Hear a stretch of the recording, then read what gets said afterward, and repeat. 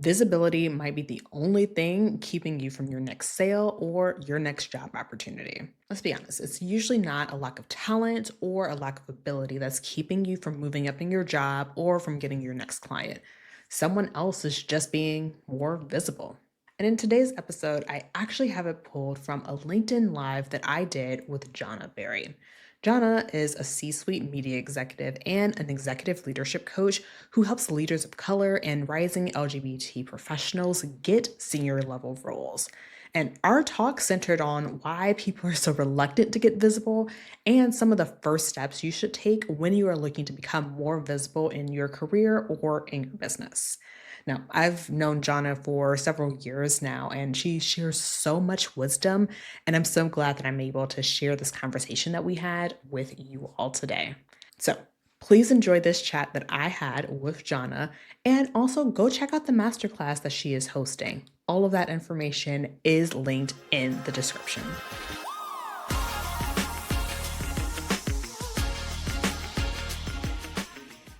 Hi, everyone, and welcome to our live. Today, we are going to talk about how you can successfully leverage visibility to advance your career or your business. I know a lot of you out there are either thinking about in this new year, I want a new job or promotion, or you're thinking about leveraging visibility for your business, or you're thinking about both. And so I'm so excited to dive into this today with my guest, Danielle, who I'll talk about in a minute. First, I'll introduce myself. My name is Jahna Berry.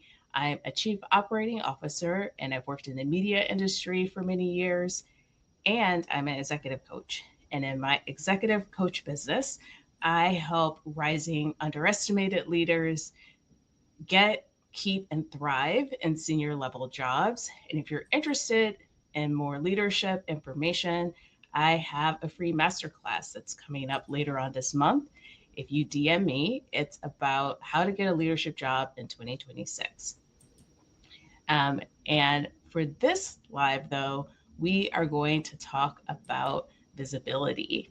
And I want to talk about my incredible guest, Danielle, and how we met. Danielle and I were in the same coaching certification. And when I met Danielle, I found out Danielle had this incredible background as a corporate marketing executive. In the sessions, she was dropping gems about visibility and marketing.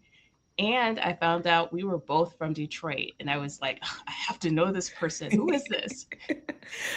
And so I was so excited that Danielle could be here to talk about how to leverage visibility. And Danielle, I'll let you introduce yourself.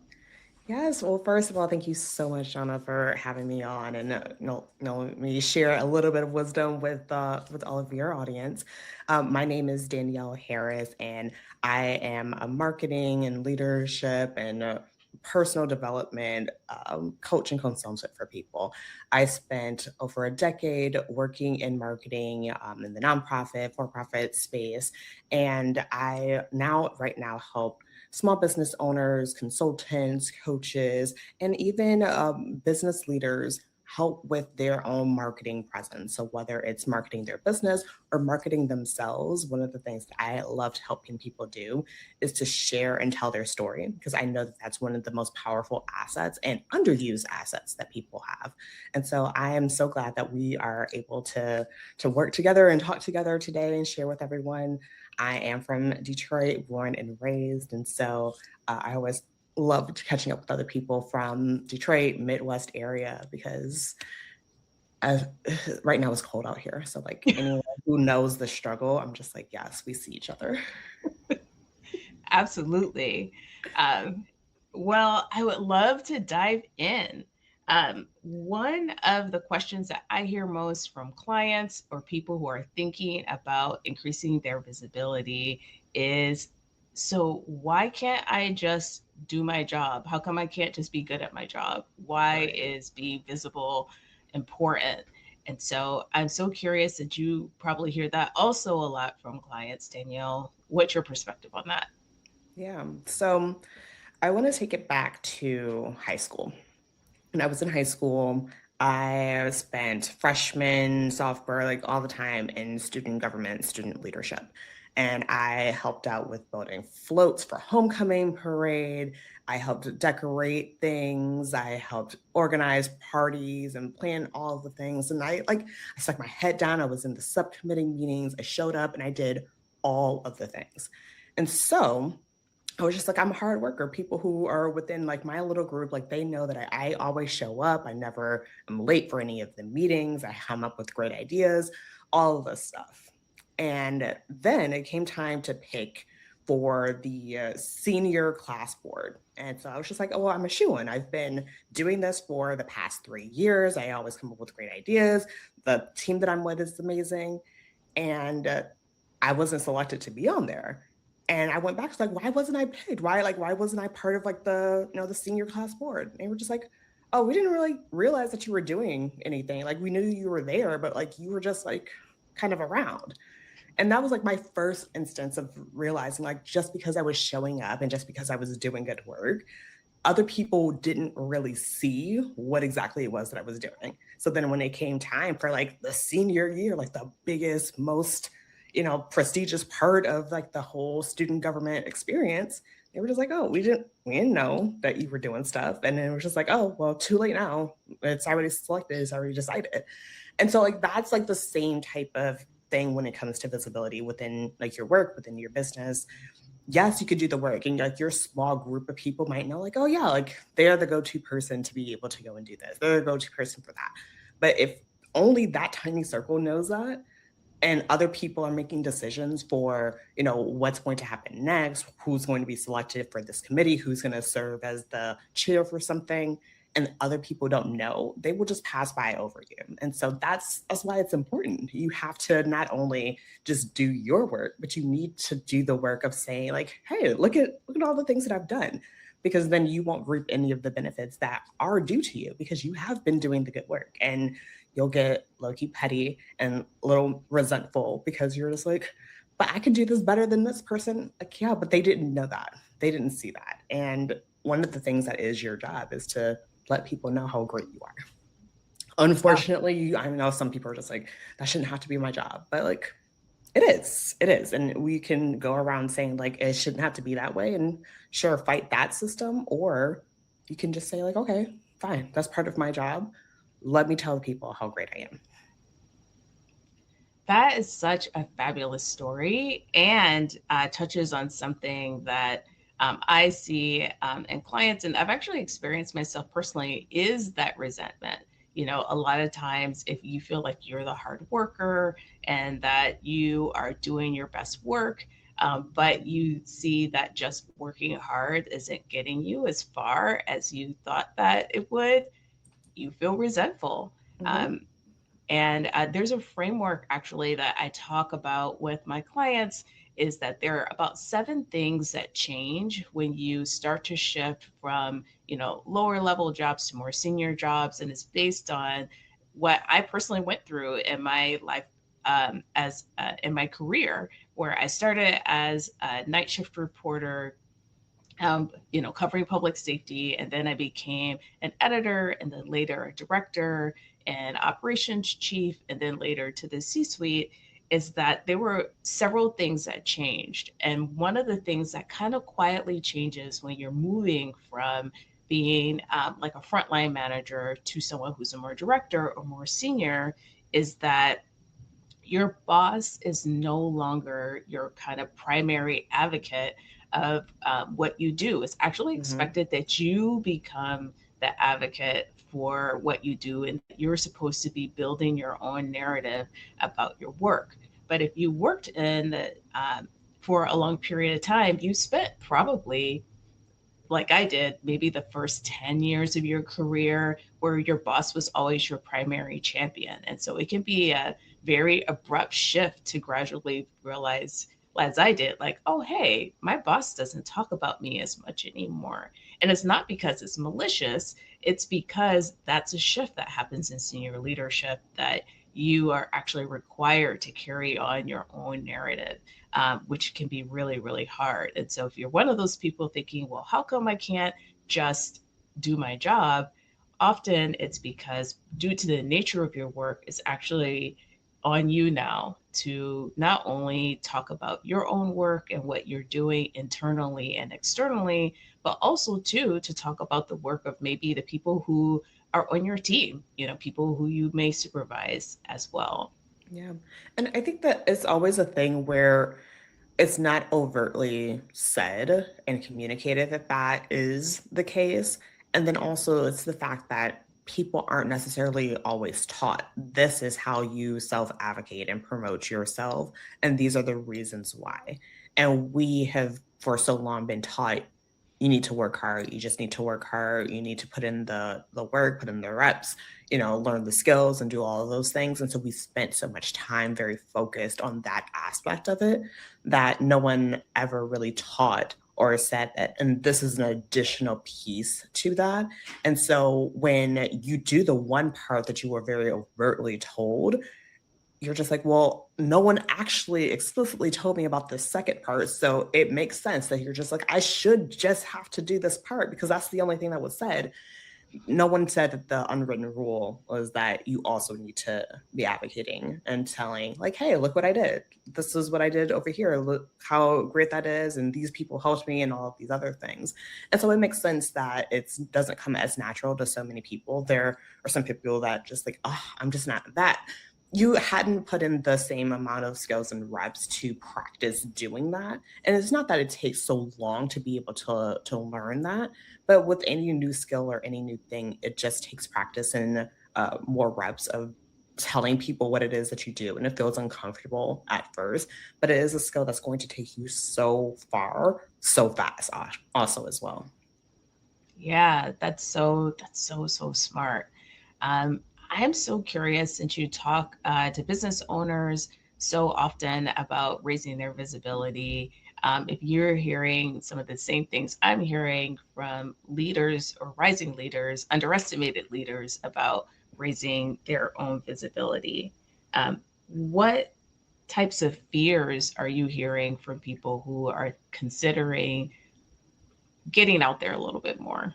Yeah. So one of the main things is, people say that I came to start a business because I wanted to help people do design work. I wanted to help people become more confident. I wanted to help people do like this one particular thing. That's what they are called to do. Sometimes people are like, I'm systems behind the scenes type of person. I like to help people do that. But the honestly, like the true thing is, as a business owner, yes, your job is twofold. One is to help your people do the thing that you're saying that you can help them with. And two, your job is to tell people about your business. Because if not, then you are just a person who likes to occasionally help people and sometimes get money.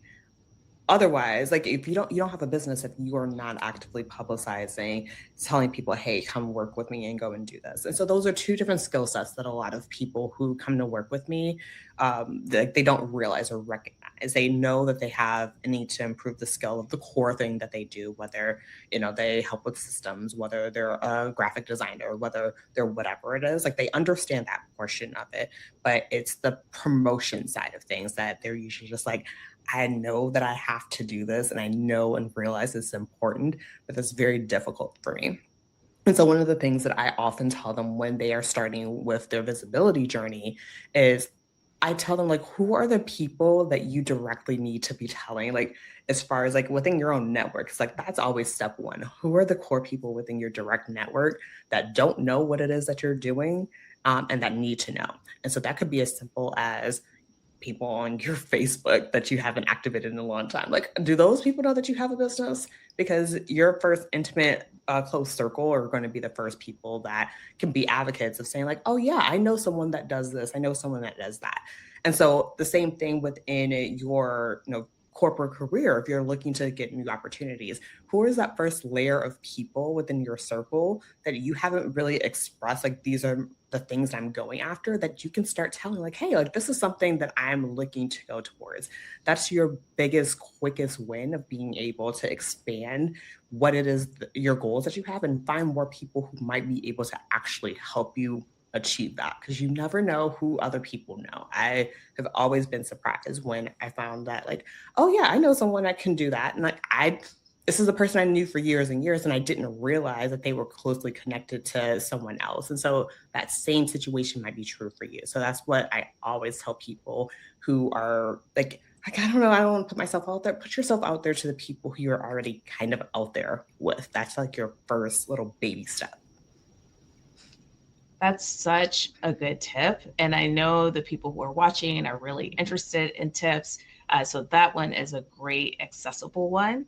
Uh, when I'm talking to coaching clients who are underestimated leaders, so we're talking people maybe the first generation in their family to have a senior level job or white collar job. Maybe you are a person who is a person of color or LGBTQ. Um, I find that a lot of them talk about one, being performative.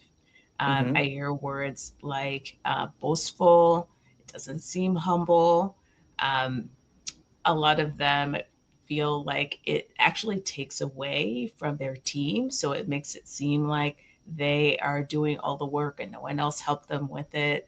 Um, and sometimes, if people, I would say people of many different faiths. So if you are someone who comes from a religious background, and not just Christianity, like I said, lots of different faiths people talk about that is actually not aligned with their beliefs and their upbringing, which can be, very relatable and a really hard thing for them to overcome. And so, one of the tips that I give is to tell them, if you're really, really uncomfortable with it, think about it as service. Hmm. So, you don't know if somebody could be inspired by your story, helped by the knowledge that you bring from the industry that you're in. And so, if you think about you talking more about your work, it's really helping people, and people may not even know about the ways that you might be able to help them or your expertise might be able to help them. If you think about it as service, sometimes that's really helpful. But even with that alternative thought, it's still really, really hard if you've been thinking this is taking away from other people, or this is against my values, for many, many years. Mm, yeah. And when you have a deeply rooted thing like this, is it feels not just uncomfortable, but like from a moral standpoint, it feels wrong, then you're absolutely going to feel a whole lot of resistance to that. Especially, like I said, if it's like a faith-based belief that you have. And I know that we were talking a little bit before, and the analogy that came up to me that is true in so many faiths is that there is this idea of witnessing, or idea of sharing a testimony, or sharing, what you have gone through and experienced. And with that, the whole point of that is to give witness to like what exactly it is that you have done and been through, and how that could help someone else. And so a lot of people are just like, well, like, is it bragging? Like, is it bragging, or is it just saying like, look at where I started? So like for me, there was a something that I like wanted to do.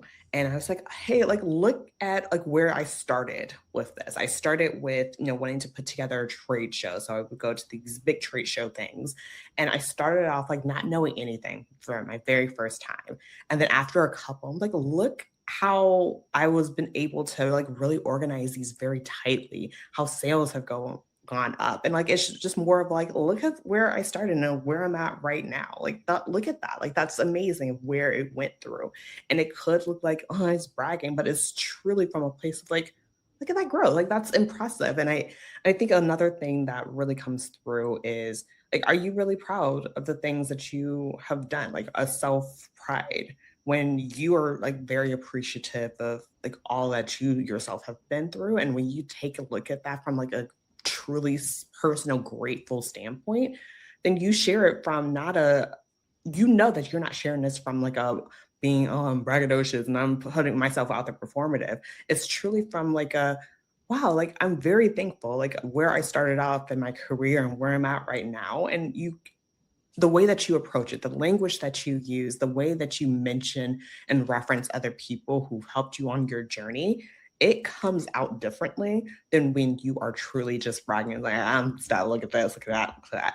Like there is a time and place for some of that. But when you're coming at it from a truly like, I'm truly appreciative of like where I started and where I'm at right now, it comes up from a completely different place. And you've seen it before. Like you know when someone is saying something when they're just like, oh, they're just fooling themselves, they're always gassing themselves up, versus a person who like you can tell like they appreciate the journey that they have been on, and you can feel that. And there is a humbleness in that appreciation of being able to see that growth journey. So there's a difference in that. And I think that a lot of times you don't always see that nuance of it, but you know it when you see it.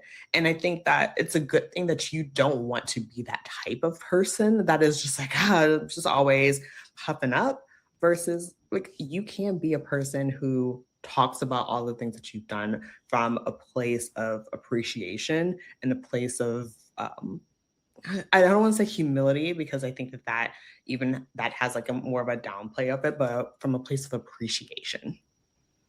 Yeah, that's really beautiful. And I also want to remind people, if you're watching us live, if you have questions, please go ahead and drop them, and we're happy to answer them during this live too.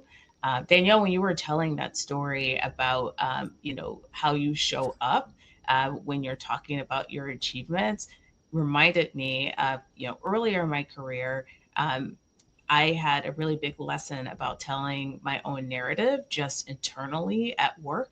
And I Hmm. think that that's a really good baby step for people who are thinking about raising their visibility within their workplace or the organization where they're showing up, because I was working on a really big project, which was a website redesign, and it was something that was huge. It wasn't something that I managed before. It was something that was, significant to the organization internally and externally. And that was the first time that I thought really carefully about talking about, I wanted people to know that I had worked on it, but also to what it meant for the organization. And so I thought about, what were the types of emails and messages and the ways I would talk about it at the beginning, to let people know what was coming, in the middle, and at the end. And that's a basic narrative technique that you can use when you're talking about major projects. And it wasn't that I was just saying that I did all this work. I talked about all of the people who participated in the project, but it did a couple of different things. It helped people know, what my skill set was and what I did. It also uplifted all the people who worked on it, but it also helped carry the narrative about what that project was about. So if you are interested in more information about telling your own narrative, I did a live about it that you can find on LinkedIn. But I think for people who are apprehensive about telling their own story, um, starting with telling a narrative internally at work about what you're doing is a way you can kind of baby step into getting more practice and getting those reps in that Danielle was talking about, to talking about your story externally too. Yeah. And I think that that is a really great formula to be able to start and using that and telling your story. The thing that I've also found with a lot of the business owners that I work with, and even people who are looking to, update their personal brand within the different organizations that they work in, it's how they self-position their own story. So like you might be the one that needs to be the most on board of what is your professional story. What is the story of you and how you show up? And working with someone like Jahna, working with someone like myself, going through that process of saying like, okay, so how do you describe it? How do you describe your wins and your own achievements?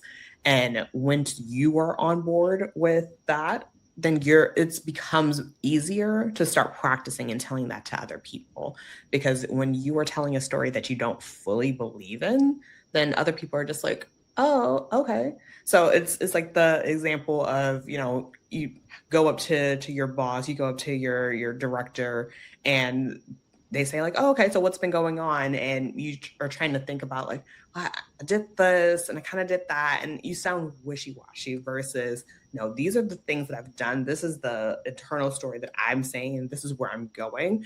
When you talk about it with more confidence, then people are just like, oh, okay, like this is not the first time you thought about that. Like you are trying to go somewhere and go and do something. So I think that that's always the first step as well. And having someone to help you say this and pull out those elements of that story of like, well, this is where I started off at. This is what I've been able to do so far. And this is what I'm trying to go towards and get to at the end.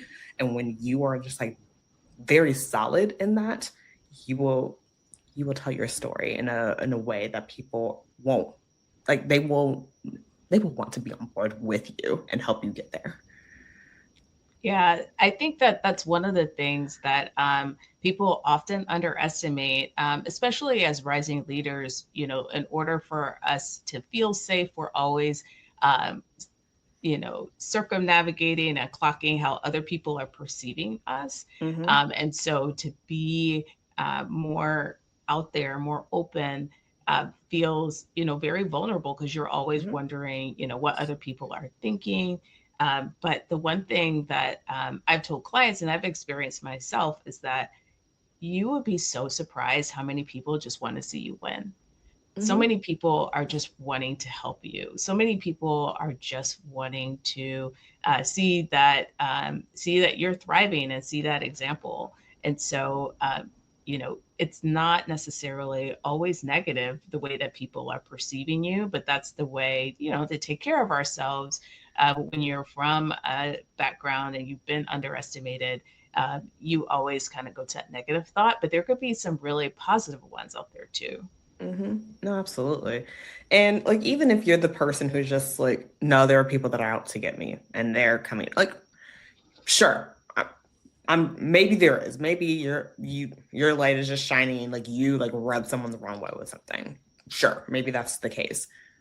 I bet you that there were way more people and you have way more advocates that are like willing and waiting, just wanting to help you out and show you like how you can circumvent different potholes or pitfalls that are going around and want to give you a leg up. But you do need to take that first step.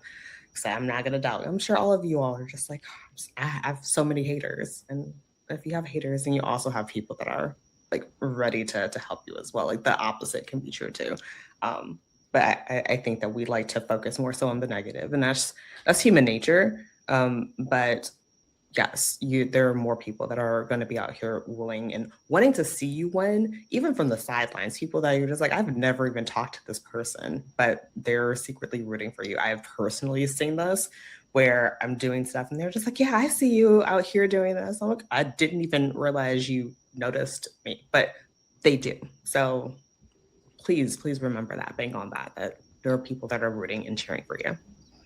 Yeah, that's such a beautiful thought.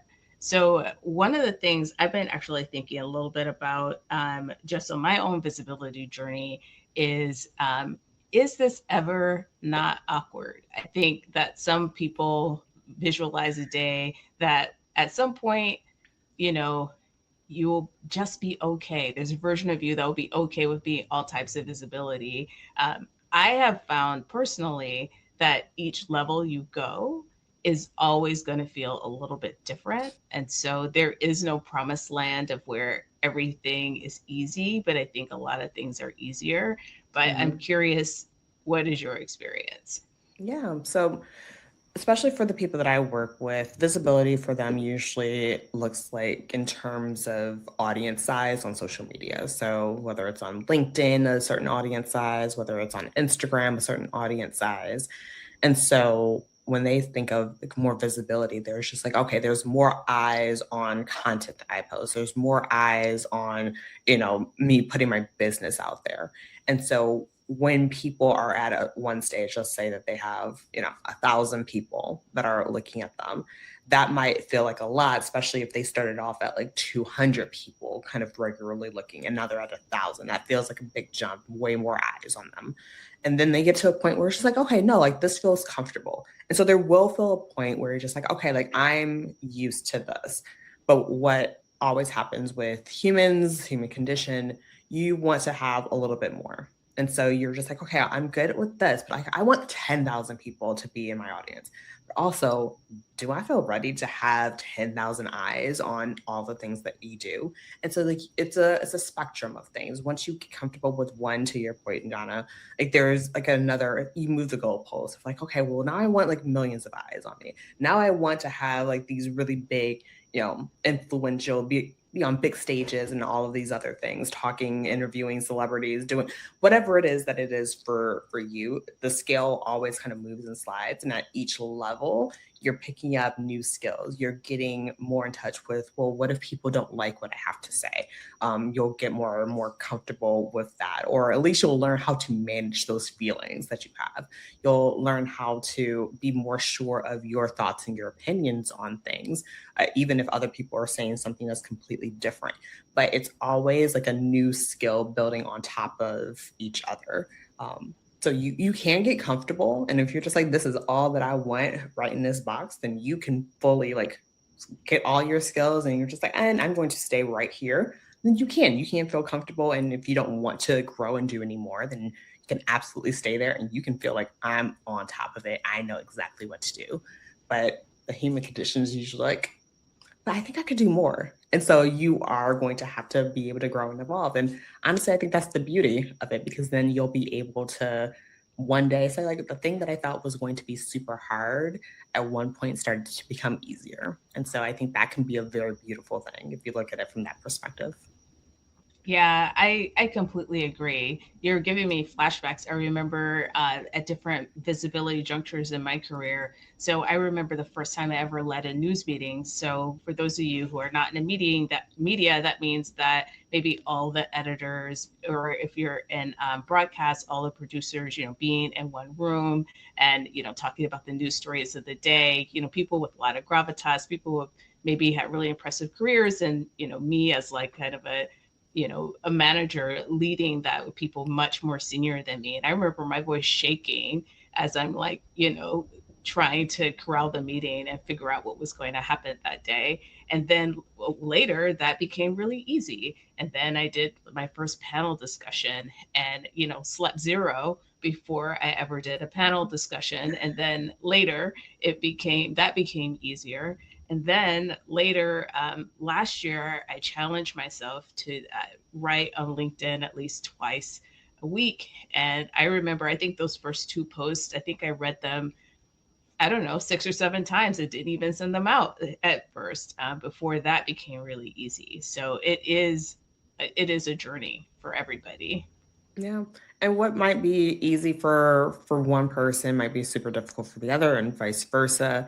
It's all your own personal journey. And I think that the biggest thing is you have to be willing to practice and, again, put in the reps for that. I know that, something that I always have to get very comfortable with is, even like I tell people all the time, but it's telling my own story, because the thing that I always default to is like, "Ugh, it's not even that interesting. I haven't like done enough, or I haven't arrived yet, or whatever it is." But also, like I said, like retelling that. And then when I speak to larger and larger audiences, it's like, okay, well, like, well, they're not gonna think that that's like anything special or important. And then going to the next level, which is like, okay, I've accomplished some more things, but like now I'm facing like an even more impressive audience. So they're definitely not gonna do that. So you're gonna face the same challenges. You're gonna, on different levels, the same internal thoughts that you're just like, I don't know if I'm good enough. You're gonna face them at every level when you think like, I feel like I've like solved all of this before. Every time you're facing new challenges like that will come up again. But that's why I also believe that it's so important to surround yourself with people who are just like, this is your pattern. This is what you always think about when you're going through and trying to take on new opportunities and new things. And when you have a leadership coach, when you have people that are on your team, they're just like, this is what you do, and these are the tools that you'll use to be able to circumvent that, and to gain stronger resilience against them. I think that's going to be all the difference, because doing this alone, you feel like, oh, I'm a failure, because why am I having to go through this all over again? Having people that are on your side that can help you to normalize that this is part of the experience, and you are not, messed up or broken or anything else, because you are revisiting things that you felt like you should have already been over. It's something, like I said, I deal with things that I deal with, and help my clients navigate through. So it's perfectly normal, and that's why it's perfectly normal for people to have support as they go through this process, as they're getting new visibility, because visibility is something that is inherently just, it's a very vulnerable thing, because your brain is just like, I'm opening up myself to attack, to comment, to whatever it is, for judgment. And so having support as you're going along on that journey is incredibly important. Um, People that you can confide in, people that you can say, like, okay, is this the best way that I want to do this in a way that's not going to make me completely freak out? I think that's one of the number one things that you can do. Yeah, that's really really smart. Um, I want to dig into before we give some tips at the end, a client examples for the people who are watching about how visibility has helped. Hmm. And I wanted to share one that actually happened recently, and I love this because it happened during the holidays. A lot of times people feel that people don't get hired during the holidays. I actually had two clients that got hired during the holidays. And one of them was an introvert who was used to doing really high level work, but had not built out as much of a personal brand for themselves. And as in the coaching container, one of the assignments that I gave them was to reinvigorate their network, to talk to as many people in the leadership programs they went to, the writing circles they went to, all of their social network, and Hmm. just start talking to them more about what they've been doing lately, what they're interested in. And this person had been looking for work for a while. And they also did lots of other things in the coaching container. But when they landed an interview and a job um, in December, one of the things that they mentioned was all of those conversations actually helped them get so used to telling their story in a concise and convincing way that the interview was so much easier. They were able to get through it. They were able to present themselves really confidently, and was a finalist for and got the job. And so I love that story because even though they were also doing things that you would typically do during a job search, like posting a little bit more on LinkedIn, that storytelling component and the ease around that ended up being a deciding factor for them getting the job that they have right now. Yeah, no, that's definitely a brilliant, brilliant story. I mean, two stories come to mind. One is like my own story, and then one is a client and her growing her business. But I know that, one of the things that I did within my corporate career was, I did a whole lot of things. I stayed at the company for a long time, and I started off as an intern. So like I started off super young, and people viewed me as like, oh yeah, like she's the young intern. She's helping us with social media type of stuff. And so like that's how I kind of entered in and was viewed for a long time. It's just like, oh, okay, like the senior, like the not the senior person, like the low person on the totem pole, and I kind of like rose up. And as I was going through my career and being seen within the organization, something that I was very clear about, that I was very much in love with, was like I was all about traveling. I always liked to go to some place, one place or another. And on one hand, you just think that, like, okay, that's just like a little personal thing. Like, yeah, people like to travel, but like I was traveling abroad. I was going to all of these different places. Not only that, when people had conversations with me, I was bringing up international affairs. Like, oh yeah, did you hear? No, there's this election happening over here and over there. And I was just like kind of like telling people about some of the things that I was passively interested in.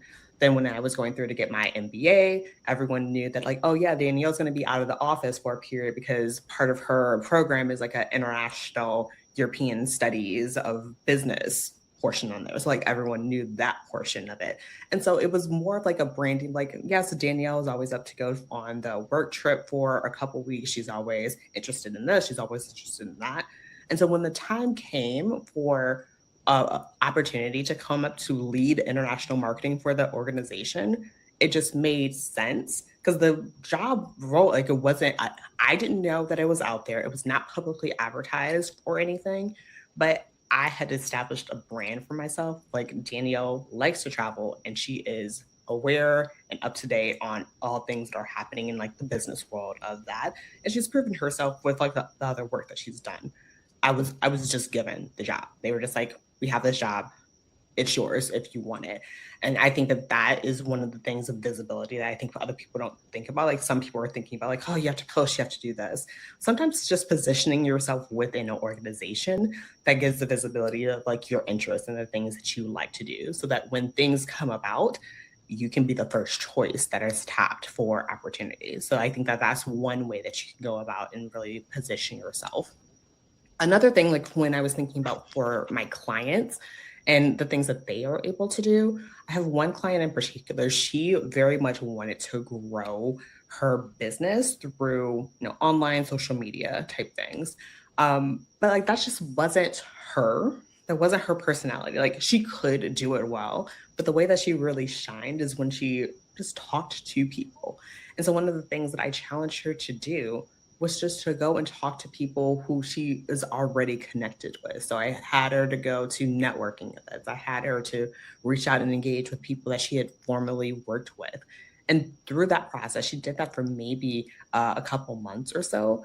She was able to get contracts with people because they were reminded of like, oh right, she's brilliant at what she does. And I just talked to her, got hired for a couple of jobs. And then that also led to her being referred out to other people. And because she has the personality, like she's I will say she's a little extrovert, but the same thing works for my introverted people as well. When they have those one-on-one conversations, they're just reminded like, oh right, like you do this, and that has helped them to grow their business so much faster than some of these other people that I've worked with that aren't leveraging the visibility within their actual physical network, as much as anyone else is. So visibility is important. It will take you far in not only your corporate career, but if you're looking to also consult on the side, if you're looking to eventually, leave corporate and do something else, like visibility as a whole is just something that everyone should be working on, no matter if you're running a business or not. It's just going to help you overall and help you to open up to way more opportunities. I love both of those stories because they talk about personal brand and unseen opportunities.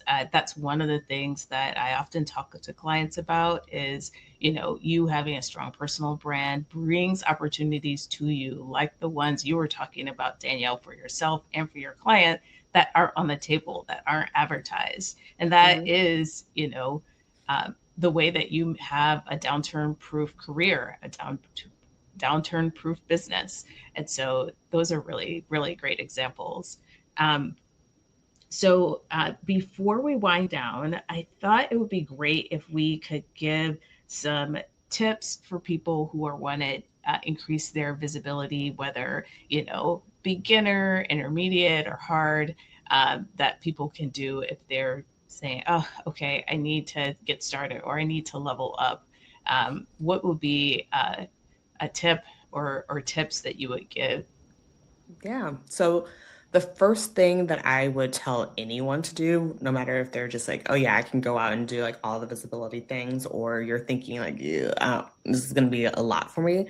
No matter where you lie on that spectrum, I want you to get clear about why you want this visibility. So, what is the initial purpose and goal of this? Do you want this visibility because you're looking for new opportunities, new positions within your organization? Are you looking to establish a brand for yourself, not only within your organization, but in the wider industry? What exactly is it that you're looking and hoping to get from doing this? And so once you're very clear on that, that starts to set the stage for what your next steps are. And for the most part, for most people, those next steps are going to be involving tapping into your network. Now, some people like me, when I'm starting out, like, what network? I don't really have a network of people. Like, I don't know anybody. I'm just kind of starting off, or you're thinking that you're very bad at like facilitating and garnering a network. So then my step for you would be to find three people that like even over the years they were just like they were always nice to me, and whenever I see them at this conference they seem to like I like catching up with them or whatever, reach out to those people and just say like, hey, like I would love to catch up, or hey, I would love to, pick your brain about something. So something like set the bar super low. So there's that thing. Another thing, if there's a particular role, if there is a particular position that you're going after, I would want you to talk to someone who is doing the same thing and just say like, hey, I admire the way that you do this. This is something that I'm looking to do in the future. Do you have time to talk about that? Those are, people don't think that those are visibility things, but that is you practicing saying your intentions, and it's getting visible to someone who is doing the thing that you want to be doing, and having them thinking like, oh, well, yeah, maybe I can put your name in for something else to be visible, to be able to do the thing. So that's another step. If you're just like, no, I want to go big, I want to do all the things, I would say that you putting what you think and how you perceive things in your company, within your industry, how that's going, how you feel like the future of that is going, start sharing that in different ways. So whether it's like a Substack blog post, whether it's on LinkedIn, whether it's on something else, like start putting your opinions out there so that people can start seeing you as someone to go to and trust for opinions, leadership type things. That those are going to be some of the big ways to at least get started practicing getting that level of visibility. But of course, it has to be in line with what exactly your true goals are. Yeah, I love that last tip in particular because as someone who has been an executive candidate and also led some senior level searches, the people who are hiring for those jobs are craving information about how you think. And those tips you gave, Danielle, are just perfect. If I could give some tips, uh, a somewhat beginner tip, but you'd be surprised how many executive level candidates or people who are interested in executive level promotions don't do this, is to have a professional looking headshot and social media presence. Hmm. And so some of you are in industries where you don't want to be public. You know, there's certain industries where they actually don't want you to be very public. But for most of them, some level of that is expected for senior level and executive level jobs. So what I'm talking about is a professional headshot. You'd be surprised how many high flying executives that I've talked to who have a headshot that is a wedding picture that's been cropped down, or something where they look really nice at dinner and they cropped out the background of the restaurant. And having that clean professional headshot is a way to kind of telegraph that you're ready to represent yourself and your organization in a professional way. And so, so having that headshot doesn't have to be expensive. You don't have to do a multi-thousands-dollar photo shoot. Those photos are really easy to get, or you might have Hmm. a professional photographer in your network.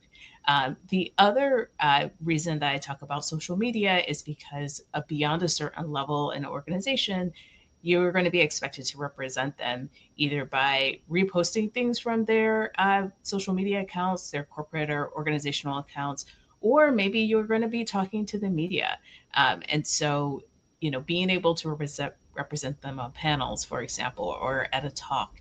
And so that means that the expectation is going to be that you have a professional, um, pro, uh, public social media persona that people can look at it and say, oh yeah, that's Jamal. He could probably handle that, or oh, I know that Susan could probably do this. But if you have a social media account that doesn't look like it's been used in a long time, if it has unprofessional photos on it, even if you don't speak that often, it just is another thing for a recruiting team or organization to notice that shows that you may not be ready yet. The other thing that I recommend to people is it's a little bit more of an advanced tip, but kind of building off of what Danielle said earlier about your thoughts and opinions. I love thinking about this in groups of circles. So ideas about your ideas about your industry, what you agree with and what you don't agree with. And, being able to differentiate for those things for yourself will give you some fodder for maybe thought leadership, conference ideas, or things that you can put yourself out there writing articles, for example, that will show people ideas that you have that are different from everyone else in the industry, or are have a slightly different reframe than other places in your workplace. And so that would be my example if you want to refine your thought leadership a bit more, but that's a little bit more advanced. Yeah, no, I agree with all of those. If you're thinking like, oh, the headshot thing, you have no idea how many of these networking breakfasts and like networking events that I go to, and they say that they have free headshots being taken at them. Like you can spend $20 to go to a mixer and then get a free headshot at that. Like it doesn't have to be that deep for things. And there's always usually someone who's looking to, beef up their roster of headshots. If you're just like, oh, I don't know if I want to spend money on that. Like that doesn't have to be a barrier at all. And then also with like the sharing your opinions on things, I know that's something that gets in the way for a lot of people. It's just like, I don't know if I have any thoughts that are any different than anybody else. They're just like, they're not super unique, super anything. Usually, just you sharing an opinion, even if it's an opinion that you've heard before, you putting it out there is usually enough to help you. It's like, oh, you're a person that will put that out there. So I think that people usually get stuck on like the uniqueness factor of it. The fact that you're putting it together is what's going to help make it unique, and you're automatically going to have some type of spin on it that's going to be a little bit different. But like don't stress out about the fact like it's not so groundbreaking, it's so extra unique. Get started by just sharing. I think that will help to get you in the mood and growing like, oh well, yeah, no, this is a little bit different, this is a little bit more unique. But like don't get tripped up on like the uniqueness value or the uniqueness factor of it. Just start. Oh, that's such a good place for us to end. Just start, everyone. You can do it. You can be more visible. Danielle, do you want to talk about how people can reach you or how they can work with you? Yeah, absolutely. So I work with a lot of business owners, and I also work with people that are looking to increase and enhance their own personal brand. And so I work with people in a couple different ways. So if someone who is just looking to like get like a nice little snapshot of like, okay, what are the things that I have to do? I have this offer called a momentum call. It's 90 minutes, and we'll sit down and we'll plot out what are the next things that you need to do within the next 30, 60, 90 days to get you up and going and rolling. It's a one time call, and we can be able to actually plot out all the things that you need to be focusing on and doing. And if you're more of a person that's just like, okay, great, I have a plan, but when it comes to actually executing on the plan of being able to put everything together, like I need a little bit more help and back and forth and consulting on that, then I have a program called the Blueprint, where we literally map out the blueprint for your own success, whether it's for the success of plotting out how you're going to position yourself within your own business, if it's how you're going to position yourself within your organization. I help you over 1 to 3 to 6 months go through and actually come up with a plan, help you to refine that, and help you to have all the tools that you need so that you can have that level of visibility that you're really wanting. So that's how you can work with me. But if you're just like, I'm just nosy, I just want to hear more about what you have to say, Danielle, then you are more than welcome to visit my podcast, Marketing That Works. And so you can hear more about my thoughts on marketing, my thoughts on telling your own story. And I have a lot of resources there as well. And then you can always follow me here on LinkedIn, or you can follow me on Instagram. More than happy to chat with everyone. And yeah, I just like going back and forth. So if you just have a random question about anything, feel free to reach out to me.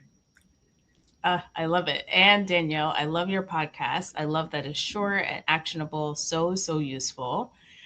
So if you're interested in learning more about me, my name is Jahna Berry. And like I said, I'm a media executive, but I'm also an executive coach, and I help rising leaders get, keep, and thrive in senior level jobs. And so if you're looking to get a promotion, get a job, or if you have that big job you always dreamed of and now you're just like, oh crap, how do I do this big job now? I also help people with executive presence and help them with executive leadership issues, team building, the works.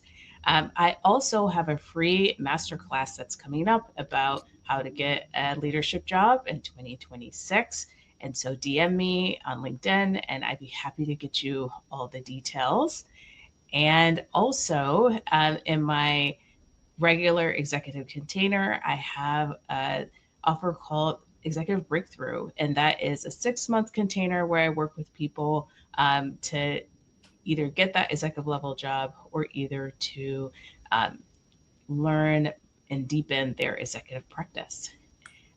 So, thank you all for coming to this LinkedIn Live about advancing your visibility in your career and business. Thank you so much, Danielle, and I can't wait to talk to you again soon.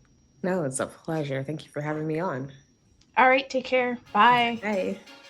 If you want more marketing that works right in your inbox, head to the show notes and sign up for the email list. You'll be the first to know how you can work with me on mastering your marketing.